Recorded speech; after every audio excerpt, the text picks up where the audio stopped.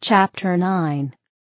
When there had come to Abram in Chedon 4,500 souls, God spake to Abram, saying, Come now, I will lead thee, and thy people into another country. So Abram led them thence, and came into Lower Haldlets.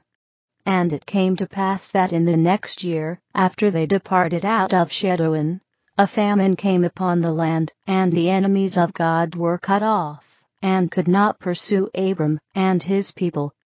After this it was that Abram was called Abraham, and he built altars of worship and altars of sacrifice, according to the commandments of God.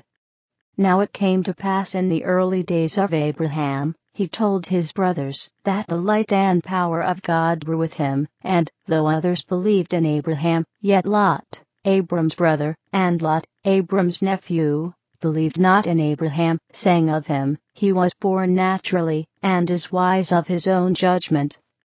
God said to Abraham, Behold, it is an easy matter to commune with spirits, but to judge righteously of them is not so easy.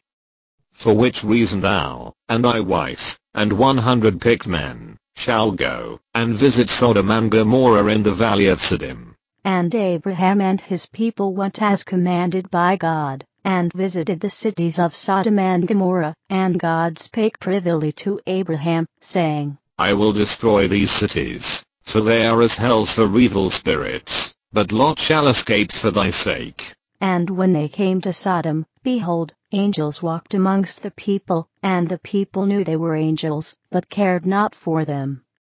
And there were laws made by Bera, king of Sodom, regarding the behavior betwixt angels and men. And Abraham, being pressed by the presence of God, said unto his people, Behold, there are angels that love to dwell in lust, and to partake with mortals, to eat with them, to lie down with them, and to partake in all ungodly pleasures. God, through his angels, rained down fire and brimstone on Sodom and Gomorrah, and they were burnt and destroyed. Lot, the elder, escaped, and went, and lived in a cave.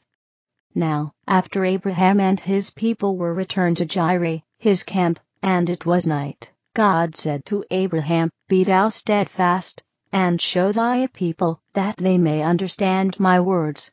And whilst they were yet praying before the altar, God withdrew from Abraham, and suffered the evil angels, who had followed them from Sodom and Gomorrah, to draw near about the altar.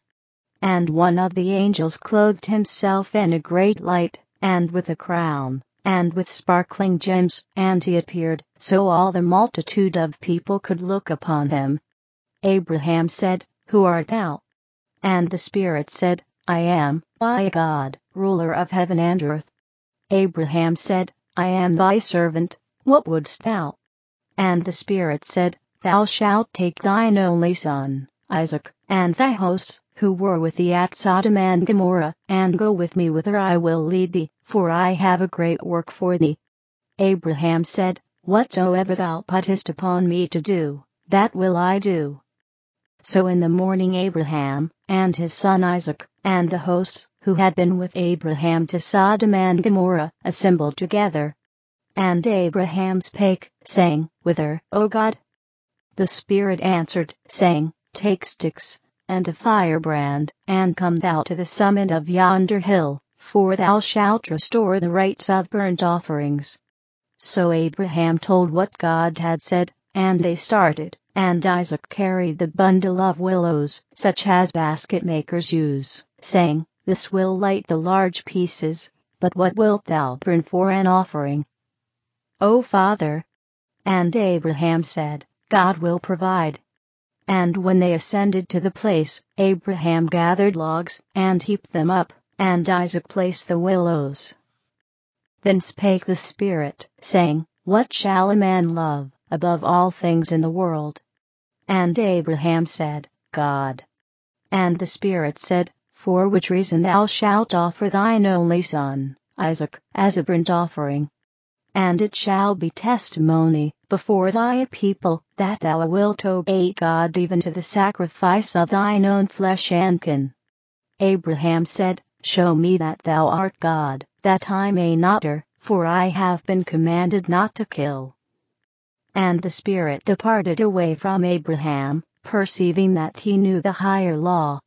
And Isaac was grieved at heart, for he desired to witness what to sacrifice was.